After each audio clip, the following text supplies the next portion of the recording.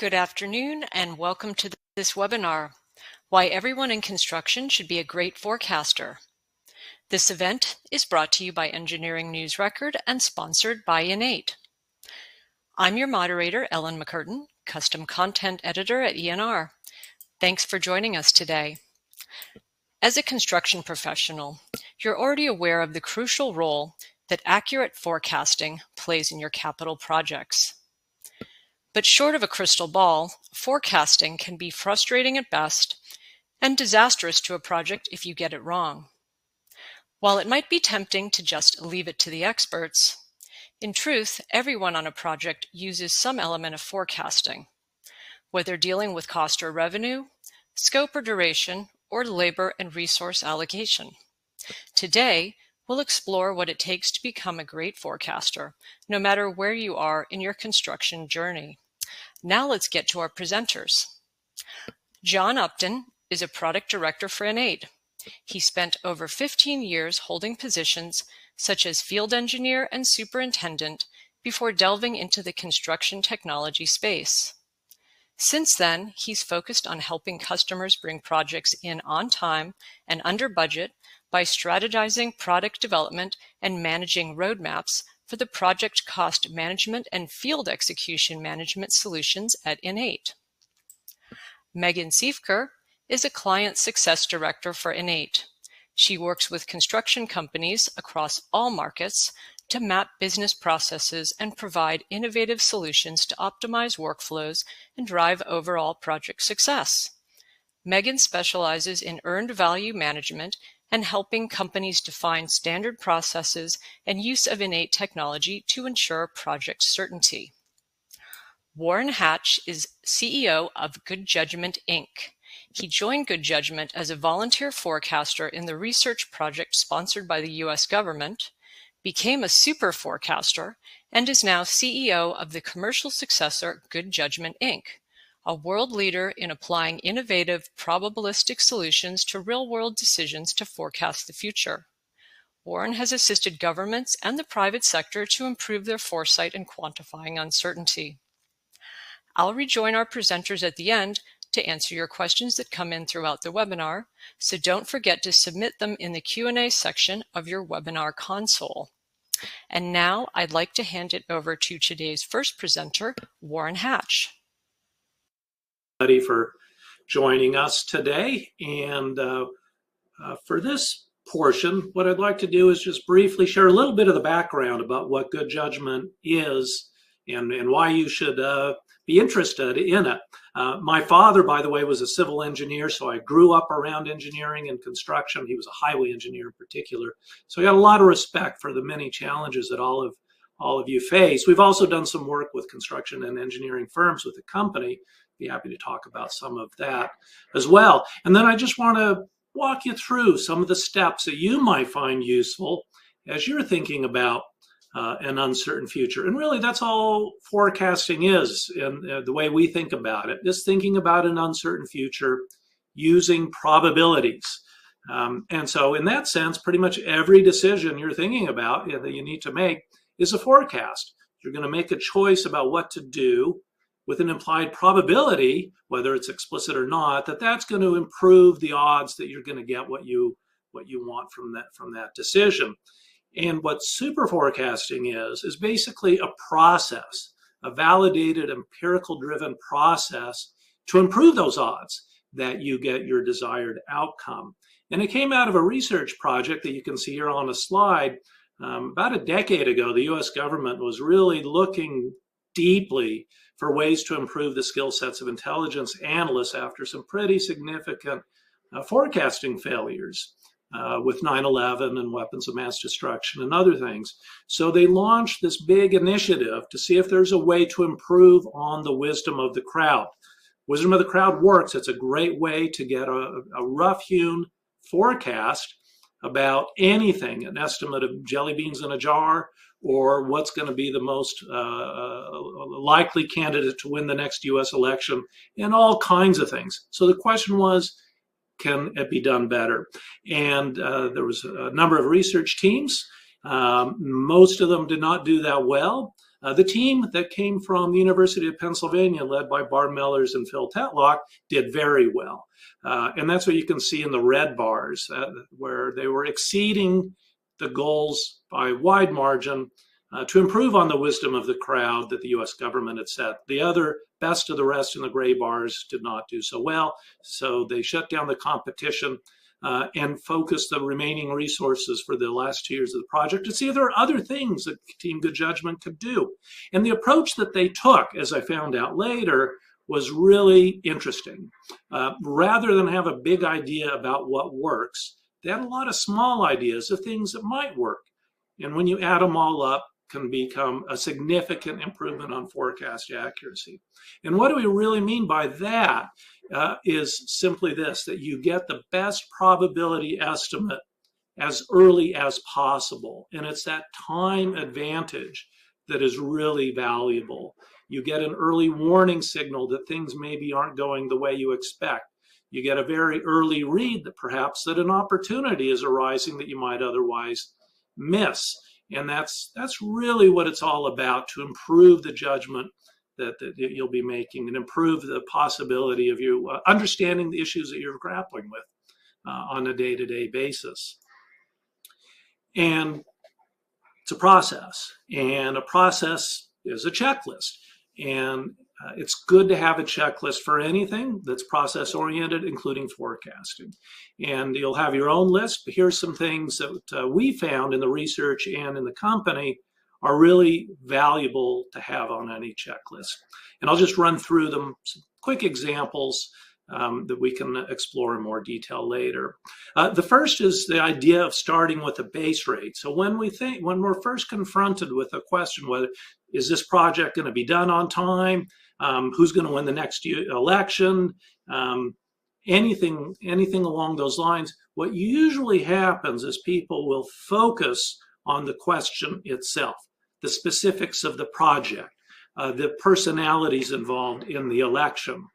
And what we know is that it's better to take a step back, get outside of the question itself, and look for examples from history. How do things like this usually occur? And let those comparison classes, or base rate is another term that gets used. What does that tell us about things like this happening?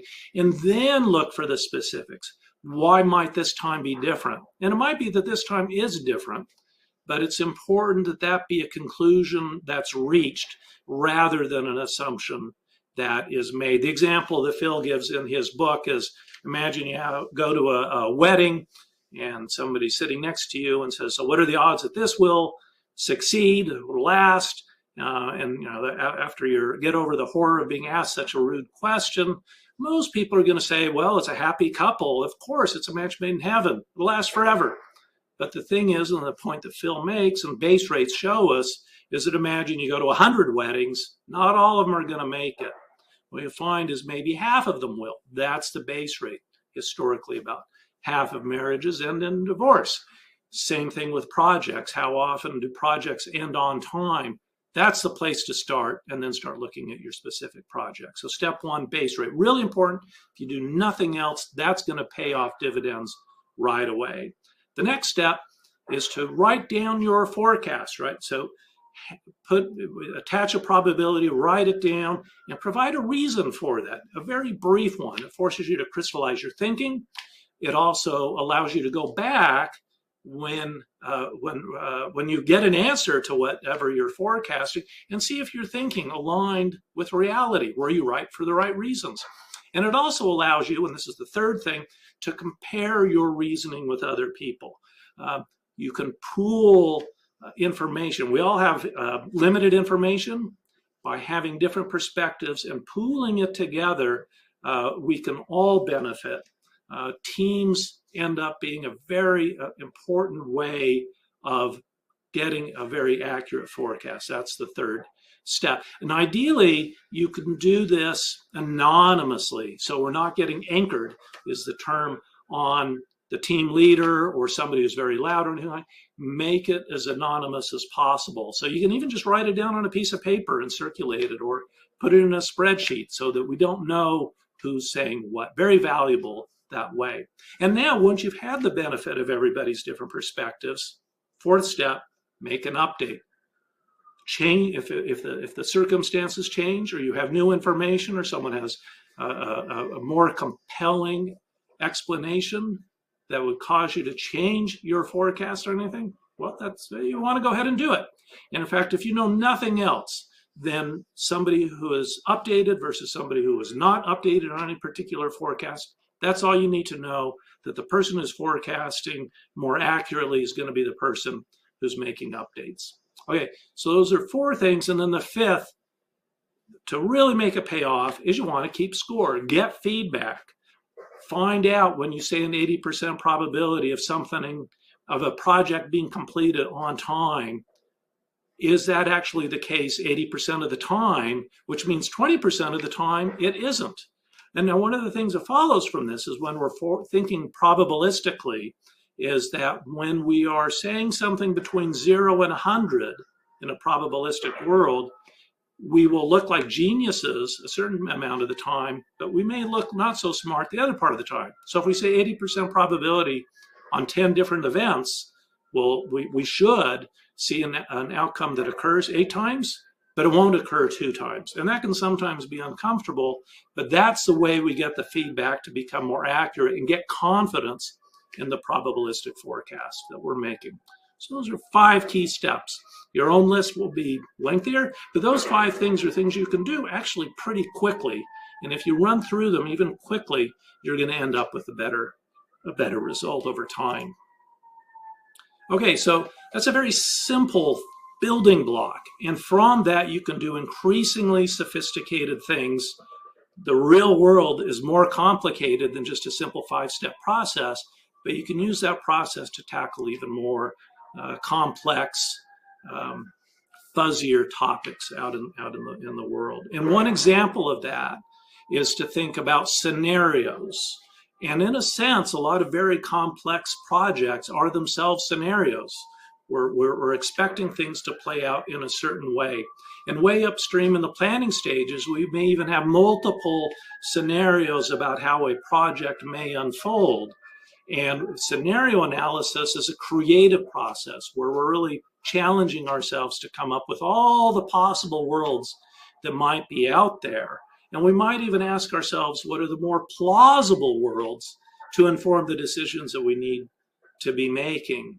But then there's one more step that we can take, and this is what superforecasting can help provide, is to narrow that set down to what are the more probable worlds that we should really focus on for decision makers. Because just because something sounds plausible does not at all make it probable. And taking that extra step can save a lot of time way upstream, so that we can focus our resources more efficiently. And that's what this graphic is showing there. And just a stylized example of how this can work is that we can better understand the probabilities of a scenario by breaking the scenario down into smaller questions, right? Because scenarios, almost by definition, are very complex. It'd be very difficult to come up with a single question that would tell us everything about a major project, a major scenario, or anything real world like that. But what we can do is come up with smaller diagnostic questions that can tell us something meaningful at a very narrow level, and wouldn't on its own really be decisive. But when you add them all together, and if they're all moving in the same direction, can give us more confidence that something is more probable than something else. And this is kind of a stylized way to think about it. And we can go into more specific examples too later on. But so let's break down a scenario, pick anything, and we might come up with 5 different questions. So here's one I was talking about earlier today, and it's outside of construction, which might be helpful to get the idea. Is let's think about what's going to be happening next in Ukraine and Russia, right? So will there be peace between Russia and Ukraine, whatever that means? Well, that's a big scenario. How do we define what peace looks like? We're all going to have different interpretations of what that might be, but we can have smaller questions. We could say, for instance, one is, will a ceasefire be announced between them? Will there be 120 days without a fatality? Those sorts of things. And those are small diagnostic questions that on their own really won't tell us if there's peace, but you put them all together and maybe they'll start to give us more confidence about how probable that scenario will be. So we'll have a series of questions, then we pose them to our crowd and we're going to get probabilities. Now we have probabilities, we're getting a better sense of what things are looking like. But we can do one more thing. We can go to experts and say, well, how important is this question compared to that question? Because not all questions are going to be equally important. And experts can help us decide how much weight to attach. So here's just a random example. Maybe the first question gets double weight, the next one gets a 1/5 weight. Now we have probabilities that we can multiply by weights and create an index. And that's what I got showing over here on the right. And for a decision maker now, it's all getting wrapped up into that one index. And if it's something that's important to monitor over time, as those individual questions get updated, the index level will change. And if it changes, that's a flag for decision makers to pay more attention. If it doesn't change, then they can focus on something else. So that's kind of a stylized example of how it can work. It starts small, it's very simple, it can be very effective at a very simple, small level, and it can become very helpful as things get more and more complex, to take a complex real-world situations and turn them into forecastable propositions. So those were the key things I wanted to hit on here. Now let me hand over to John to run a poll. Thanks, Warren. I appreciate it. Thanks for giving us some insight into what super forecasting means and the analytical approach to super forecasting. I guess before we get to the poll, I was going to ask, artificial intelligence is gaining a lot of traction in our industry. It's a huge buzzword. And I was curious, in your research and findings, what's the right level of AI versus, HI, human intelligence? And what does that ratio look like in your findings? That's a great question, and certainly very timely. We're all thinking about AI in different worlds. We certainly are over in the good judgment world, and we're thinking about it in a few ways. And we're also getting a lot of inquiry. So there's some people who are quite concerned about the risks represented by AI to the future of humanity. So low probability, high impact events on the negative side. Others are thinking about the low probability, high impact event on the positive side, where the opportunities. And what sometimes happens in the discourse that we see is that there's kind of a conflict that's built between the two, that it's either artificial intelligence or human intelligence. And where we land is, well, just like other innovations in the past, the Boolean is not so much or, it's and. And when these new innovations come along, whether it's a typewriter or a computer or big data or artificial intelligence, I think the way forward is going to be finding combinations of the two. And what we see from the base rate in these sorts of innovations is that machines, whether it's a typewriter or a computer or artificial intelligence, can take over a lot of the tough analytical tasks, the computational tasks, and allow us more time to make the judgment about what we do with that information. What are the consequences? How should we think about how it fits into human agency? And while I suppose there's a risk that artificial intelligence may take over that role for us, I think that's a case to be seen in the future. For now, we're on the side of seeing lots of opportunity. And what that mix looks like with these other innovations, will no doubt depend on the context, but that it will be a part of the way we think about engaging in decision making and judgment and forecasting. I don't think that's in doubt, and very much look forward to seeing how that unfolds. I agree. All right. Well, thank you very much, Warren. Before we go on to our next topic, we wanted to throw a poll out to the audience. basically asking, where do you capture or maintain your forecast today? We'll give you a few moments to answer this question, but are you meeting up with a buddy over some cold beverages? Do you have the most mind-boggling Excel sheets in the world, or have your own IT shop that you're doing your own forecast, or have you bit the bullet and purchased a third-party solution to help you with your forecasting? Give a few more moments.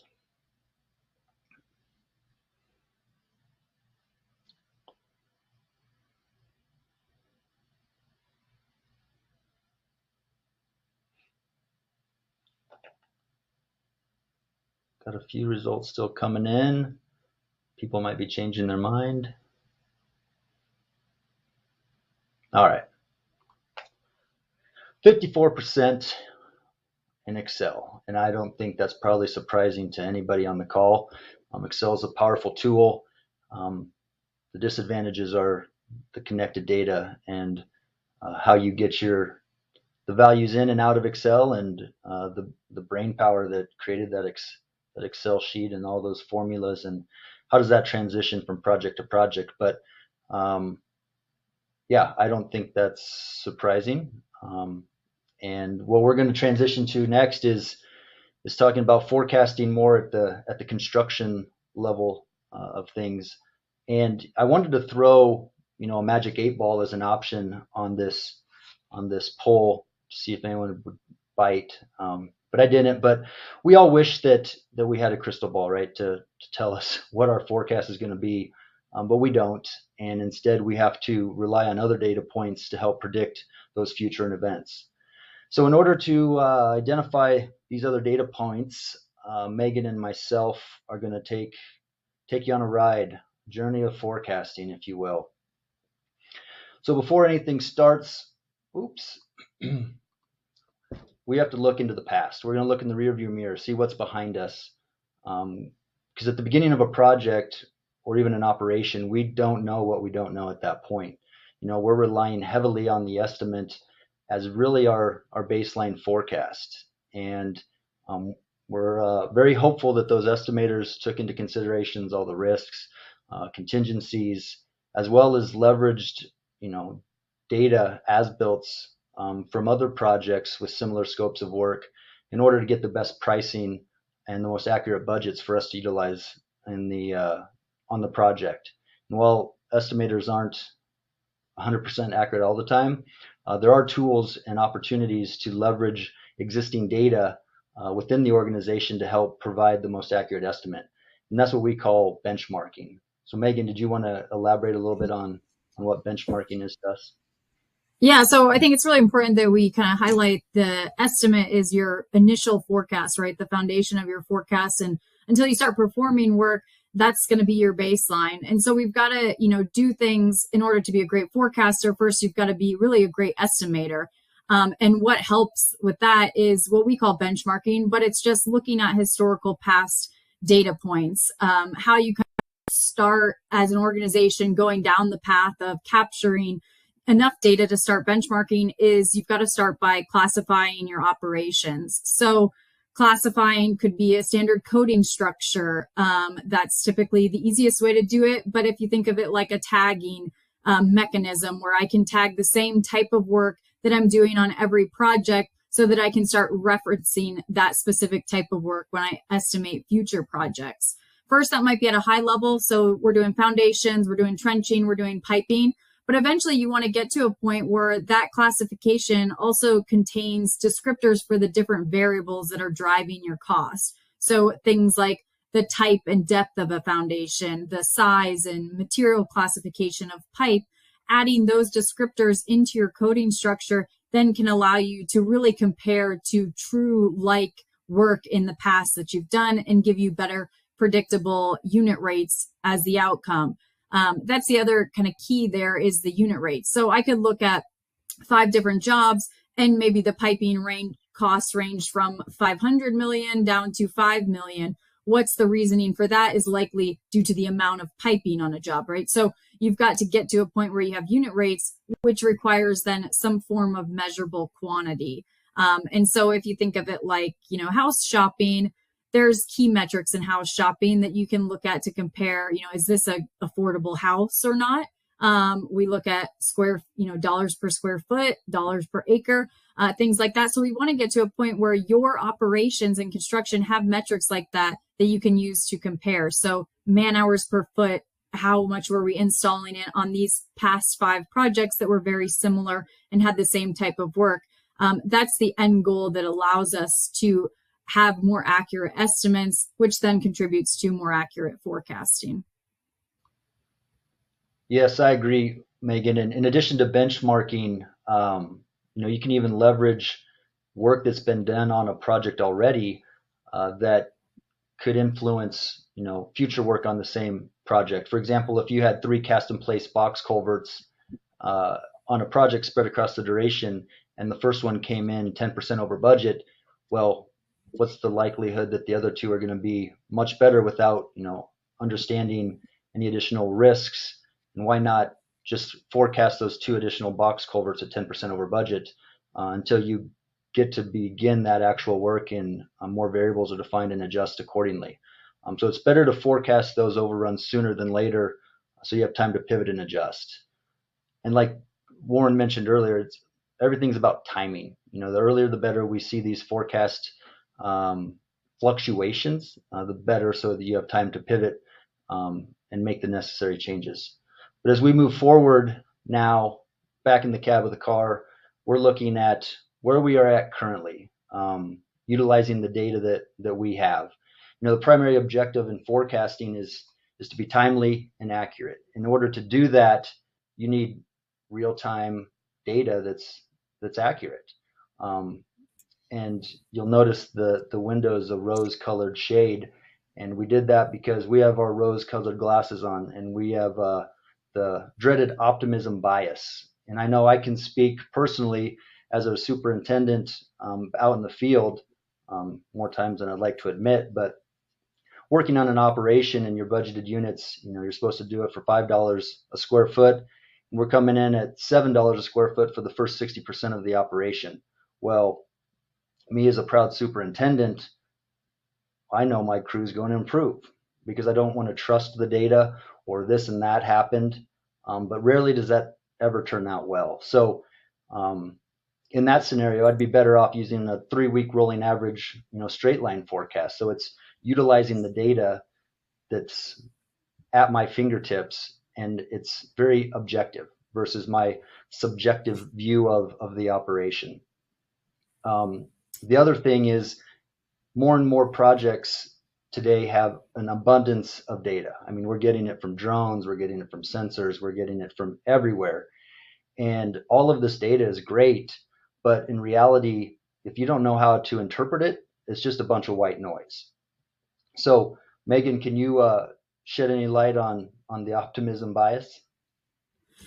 Yeah, I was going to say, I've sat in way too many forecast review meetings where superintendents told me, they're almost done with something, and then next month, same story, and the forecast just kind of continues to creep along and grow as you process that. And I think optimism bias is such a natural tendency. We all think something's going to be easier than it is. I know with just house projects, my husband tells me something's going to take 2 days. 3 months later, I'm still, wondering when it's going to be done. And with a house project, we're probably not doing our due diligence on the estimation front, generally don't have as much experience in the past, but we can't let those type of excuses enter the construction space because we do have the past experience and we have ways to kind of correct this optimism bias. And the key there, from my perspective, is really quantities and using measurable quantities to derive how much scope is remaining. I think a lot of times I see with customers, you're using percent completes for everything, which is a great starting point. And you've got to get something to understand, what's our earned value? Where are we roughly at? But when you ask someone for a percent complete, typical answer, 75%, 80%, you don't often get a, 73.9% percent complete because no one's giving you that value, right? But if you're talking $100 million job, if I am reporting I'm 75% complete, but I'm really only, 73% complete, well, there's a $2 million swing right there in our forecast. And so we've got to get to a place where we can have more measurable quantities that are driving what's remaining. And measurable quantities just means I could send an auditor out to the field and get the same results that someone else reported. So multiple people can report on the same measurable quantity. And so I think that's really a key to eliminating optimism bias. It's hard to hide from, factual numbers that can be audited. So take a look at your operations. Not everything is going to be able to be defined by some measurable cubic yards of concrete or linear foot of pipe. I understanding that that's not as easy as it sounds. With everything, there's indirects, there's engineering, there's different things, but you've got to look for what are some different variables that we can inject so that we can kind of predict where are we at from a more objective space than just subjectively throwing out percent completes and using that as our basis for forecasting. Yeah, and I think another point to add, I guess, sorry, Megan, is that, we want, with an integrated solution, which is obviously the ideal state, so that you're getting information in timely and hopefully it's accurate based on the users inputting that data. But the goal to be an accurate or a great forecaster, in my opinion, is having that data available for you to analyze. You're not worried about the inputs and everything else that comes with that, but you have more time to focus on the numbers, analyze them, discuss them with your team. As Warren mentioned, this isn't an individual activity. It should be collaborative with the team. And if you're too busy trying to input values, whether that's claiming quantities or claiming goods receipts, you need that data available and at your fingertips so that you can analyze it rather than spending time searching. Excel, I still get kind of leery when I see Excel because it brings me back to my previous life. But you don't always get real-time data with Excel. You're relying on maybe a paper time card from your foreman, or an invoice that's been in your foreman's truck for 3 weeks and you didn't even see it. Just trying to capture that data and get into one consolidated area is a nightmare if it's not integrated. So I think one of the main points is having that data available and spending your time analyzing it rather than trying to capture it or find where all those details are coming from. Then lastly, we're looking to the future. And we're not promoting, we'll just call this a traffic jam up ahead on the navigation. We're not foreshadowing an accident by any means, but looking into the future, right? We've looked at the past, we've looked at the present. Now we're going to look out ahead in this journey of our forecast.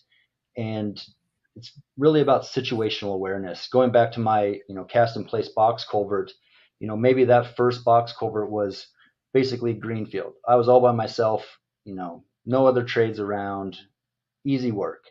But looking at my 90-day look ahead or your CPM schedule, you realize that there's going to be 5 other trades in the same area. And now my laydown yard isn't right next to the operation, it's 3 blocks away.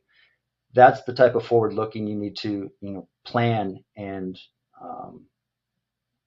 work through in order to facilitate that accurate forecast for those last 2 CIP box culverts. Other foreshadowing events, maybe you have labor escalations based on union agreements, or you're working in northern Alberta, Canada, and you have a winter shutdown for 2 months. We've talked a lot about forecasting cost, but really forecasting, depending on your market, or if you're the owner, the contractor, the subcontractor, there's price, there's cost, there's resources. What's the resource demand for your crews over the next, 3-week look ahead? Also with equipment, people and equipment are obviously valuable resources, and forecasting the need for those is just as important almost as what's your end cost? Because if you started a project with company run equipment, and I come from a contractor, self-performed contractor world, so a lot of my examples are based on that. But there's times where we go into a project, we are using our company run equipment, but then lo and behold, we get another mega job, and we got to pull that equipment over to that job. So now the remaining percent complete for that operation is going to have to be completed with outside rent. So obviously we have to take that new updated unit rate for that equipment into consideration for our estimate to complete forecast.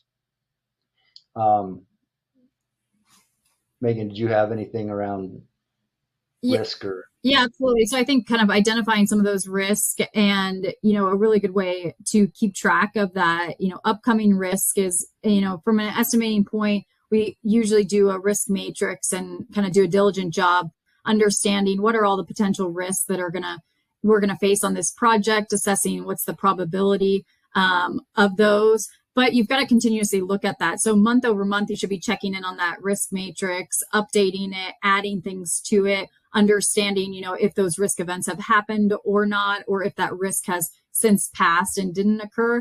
And then I think the other thing is too, when we're forecasting, we often, put all of our focus on where are the areas of risk. Obviously, that is the most important. But we also want to, leave room to look at what are the areas of opportunity, which is really where we can, beat our margins in some areas. And so the one thing that's really nice about, we saw most of the audiences using Excel, which I think is then tough. You've got your one forecast. And one of the things I really love about the InEight project cost management solutions is it allows you to maintain multiple forecasts. So where we need to be submitting a more conservative forecast so that we're not seeing big forecast fluctuations month over month, you can also maintain a more aggressive forecast. You might call that like your financial plan that has those areas of opportunity identified. So we understand this is maybe our most likely forecast that we're going to use as our conservative forecast for corporate level reporting. But where some areas where we have some opportunity, let's note those and then target that. And what do we need to do to get to that point so that we are making those savings and identifying those? So I think it's really important not just to do, your general forecasting, but also look to those opportunities and how do we have, a second or third forecast that we're sort of maintaining in the background to make sure that we are capitalizing on all the opportunities that do exist, and really kind of with a fine-tooth comb going through the project scope and understanding, okay, what superintendents, what are you going to be kind of responsible for and on the hook for to meet those opportunities. We don't want to just make everything set up so easy with a super conservative forecast and then great, at the end of the day, our forecast didn't change, but we also didn't improve any of our margins, right? So that's one area where you can see some upside and positive. Is if you do have that ability to kind of maintain a couple options for your forecast. And of course, you want to be submitting the most likely for financial reporting there. Yeah, I agree. That collaboration is a huge component within the forecasting world. And I guess kind of in closing, to be a great forecaster, you can't work in a silo. Warren talked about it. We've hit on it a bunch of times. It's a team effort, and communication and collaboration is key. And lastly, you have to trust the data. A lot of times, not only trust it, but you got to be able to analyze it. If you have so much that overwhelms you and you haven't built out, your reporting, we talk a lot with customers about starting with the end in mind. What do you want to report on? And once you know that, then the details and data that you need to capture to fulfill that. But you have to trust the data. Don't let optimism bias, drive you crazy and down a dead end road. And then, as Megan mentioned, we need objective results. Being subjective is great.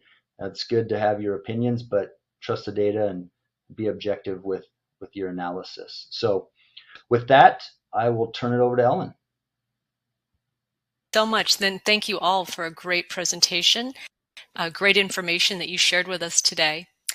Before we have our presenters address some of your questions, I'd like to remind everyone that we would love your feedback, so please take a few moments to complete our webinar survey, which you will see on your screen now, or you'll be redirected to it at the end of the program. And now for our first question. Jim asks, what is the best way to normalize your existing data? So I'd just like to turn it over to the group, actually.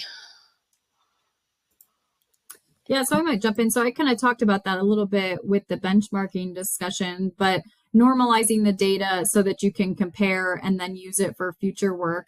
I think really you've got to define what's driving the cost, or if you're looking at man hours of that data, so that you can have the same variables in each setting and kind of get down to a more detailed level of that. So taking a look at your operations, how could I define this operation and then make that definition of an operation the same on the next job I go to? So am I including scaffolding? Am I including the forklift cost in that? So really taking a finer tooth comb look at what is included in this operation that's developing the costs for it, so that when I go to the next project and use that as a reference point, I'm including those same items. And that does take some effort for sure. So, we usually suggest customers start more at a high level and then build up to that level of detail. As you start to get more data in, then you start to realize, okay, maybe we need more detail here. So that's kind of baby steps in that process, because it is a long journey to get to that level of sophistication where you know exactly what's included in a unit rate and what's been done in the past, but it's highly beneficial once you get to that point. Yeah, I might add that, you got to determine where you want to manage that budget. Do you care that your cost versus budget is losing at foundations as a whole, or are you looking at, foundations that are, 1 to 2 foot thick or 2 to 4 foot thick? As Megan mentioned, there's a lot of organizational work, and trying to get the entire organization on the same page is probably the most challenging. I know in my previous employer, when we were trying to normalize our data across tens of 20s of districts, trying to get the civil guys and the structure guys and all the different disciplines to agree on the right level of detail was not easy. But after a few rounds of back and forth, and creating a team at the organizational level to kind of drive that, it's paying off dividends, because now not only can we see what my unit rate is on my current project, but I can compare that to 5 other jobs that are doing the exact same type of work. And if their unit rates are beating mine, I then now also have contact information or links to their work packages to see what kind of crew makeup they have, what equipment are they using, and having that interconnected solution really makes it easy to drive additional details out of the system to then incorporate into your operations to hopefully improve what you got going. Thank you both so much for that answer. And I'd like to also turn this one over to John and Megan. AJ asks, do you have any tips for forecasting subcontractors that often lack the detailed progressing to get a clear picture? Well, that's a great question. And we, again, coming from my background as a self-perform contractor, we took a lot of pride in managing our self-perform to the nth degree of detail, and that the same could not be said for our subcontractors. But there's been a big push in recent years to start tracking those subs to the same level of granularity that we hold ourselves accountable to. So there's a few enhancements or features within the InEight tools now that you can track your subcontractors at that more granular level of detail. So POs typically are high-level line items that we now allow you to break down into more granular details, which we call schedule of values. But that breaks down that PO that might be a one lump sum into 1,000 pounds of rebar or 100 square foot of formwork. So having those additional details allows us to get a much more accurate percent complete and earned value, as Megan was alluding to before. It's tough to track a one lump sum line item, but if you break it down into the additional details and have measurable objective quantities such as how many linear feet or how many square feet, and you can track those on a daily or weekly basis, that's going to drive earned value and also give you that remaining value that's left for that contract. Also, being able to include pending change orders in your forecast is another big ask that we've seen and included in our software, so that you're getting the full picture, not only of what's been completed, but anything that's potential outstanding that you could still factor into your forecast. Thank you so much for that answer. Larry asks, how are they teaching this topic, forecasting, in the CM schools today? Yeah, so I can't probably speak to how every school is teaching it. I know I come from a CM background too many years ago to count. But I think there is kind of, a focus in CM on managing contractors and more contract-based. And what we kind of delve more into today with quantity-based forecasting is really looking at the actual work that's being performed. And when you start getting into earned value management, I think those are some key lessons that hopefully are being taught in our CM schools. I know as InEight, we do outreach programs. So we link up with like an ASU, and we'll go in and teach some classes, bring in some real world experience, as all of our folks on our teams are, from the construction industry, have been out on job sites in the field and can help teach some of those lessons. So we're always looking for opportunities to do that. But I think definitely these, forecasting topics and estimating topics are hopefully being taught in schools today. Thank you so much for that answer. If we could scroll back to slide 6, Sean asks a question regarding slide 6.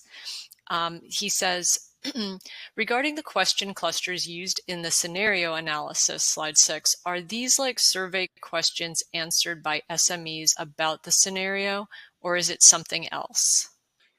A lot of this process can have a useful division of labor.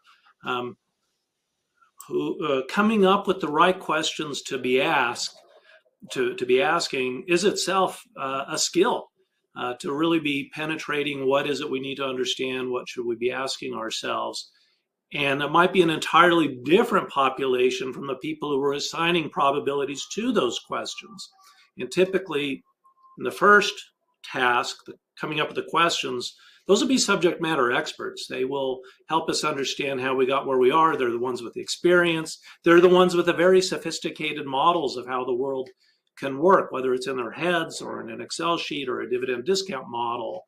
And so they'll surface the questions. And they're also the ones who can help us understand how much importance to attach to those questions.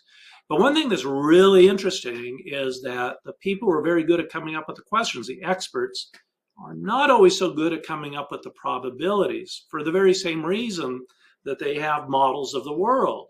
And so when things are in a lot of flux, there's a lot of uncertainty in particular about something, their models, by definition, will filter things out that might have not mattered in the past, but matter more now. And having people who are very good at thinking about probabilities and identifying maybe subtle shifts out there, without those fixed models, they're going to be better at capturing those new things that we might want to be factoring in when we're coming up with the probabilities. So when it comes time to put together an index, we have both. We have the experts to attach the weights. We've got skilled generalists who are coming up with the forecast, and we put it together. Thank you so much for that answer. Another one for you, Warren. Are experts good forecasters? Follows right on from that. And what we have seen in a lot of the work that we have done is that experts tend to have, an optimism bias. They tend to overweight the probabilities of events within their area of expertise. We see that with AI. People who are deeply immersed in AI attach greater weights to whatever the question is. They think it's more important than skilled generalists. We see that in the military, if we're forecasting conflict, it tends to be higher with people with a military background. We see it with civil servants. We see it in finance. We see it everywhere. And that's really interesting, is that they tend to attach higher weights. The next thing that we see is that if we can observe their forecasts and get an answer and keep score, is that they tend to not do as well in their scores. They're not as accurate as skilled generalists. So that's another reason that you want to have both. But here's the really fascinating thing that we're seeing, is that experts who apply themselves and make forecasts on a lot of things, including areas in their domain expertise, and get that feedback and get better, they can become good forecasters in areas of their domain expertise. So that's a long-winded way of saying that experts at the outset are not necessarily good forecasters. We don't know unless they have a track record. What we see is when they have a track record, they tend to lag, but they can close the gap, just like anybody else can get better. Thank you so much for that answer. William asks, historic data evaluation. Is this data from your unsuccessful or unsuccessful bids, or of other sources? Yeah, so I think ideally, you of course can, pull from past estimates to get historical data, but really the best data is what did we actually perform? So it's looking at completed jobs or jobs that are already in progress and have hit a certain, percentage complete on operations, and using that real-time data that's not just what we estimated, but what did we actually install this at? So that's where, we pull our historical benchmarks in from the project execution side, and they make the full circle trip back to our estimating tool to provide that actual feedback. So you could even compare at the end of the job, here's how it was estimated, here's how they actually performed, and what are the more realistic rates that I want to use now in future estimates. Thank you. Another question for you, Megan, and also John. Larry says, or he comments, that starting with a very detailed, accurate schedule of values will help in determining percentage complete. And do you agree with this? If not, or if yes, why or why not? I mean, I would agree. I think the reality of a subcontractor going down to that level is maybe challenging to get them to buy into that versus, the more higher level buckets of just line items on a purchase order. But I mean, if you can work with the subcontractor to break their contract down to that level of detail, that would be great and good for you if you're able to do that. Thank you. Another question for you. In your opinion, what's the most important variable you can focus on while creating a forecast? Yes, I'll jump in there just because I'm always so passionate about earned value management, which is, I think the basis of that is quantity driven. So getting your quantities right, that's going to define your whole scope. And whether that quantity is a measurable quantity that we can very clearly define, or whether it's a unit of time for indirects or a number of deliverables for engineering, I think being able to fully understand what your scope is so that you can have some accurate values to represent what has been completed to date and what is the true scope that is remaining, that's going to be the biggest bulk that drives then getting your accurate forecast values. Yeah, and I definitely can't argue with that. But if I had to pick something else that's not as maybe second most important, especially from a self-perform, you hear lots of organizations looking at productivity factors. Are you making your budget? Are you on schedule?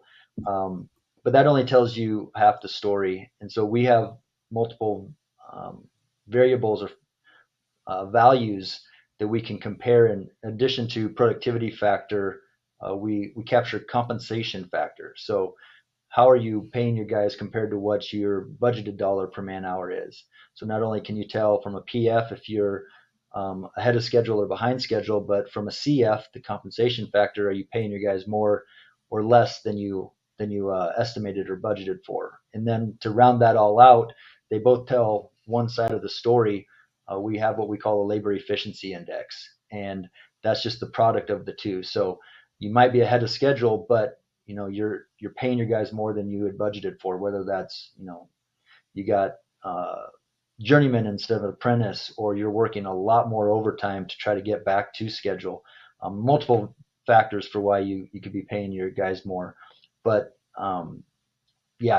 productivity and compensation and what we call the labor efficiency index, I think are other valuable data points into driving an accurate forecast.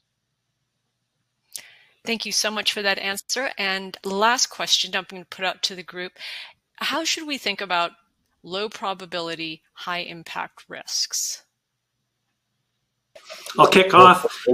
And this is one of the fascinating areas of some of the newer research that Phil Tetlock and his colleagues and others are doing, because most of the kinds of forecasts, most but not all, are kind of within a normal distribution, right? We see some things go this way, some things go that way, but it's kind of normally distributed, and our task is to come up with a high quality forecast about just where that is within the distribution.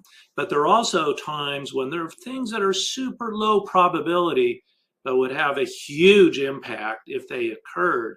And how are the different ways to think about that? And one of the ways is to, I'll just mention two that are pretty fruitful. One is with a low probability thing, there may be things that would occur before.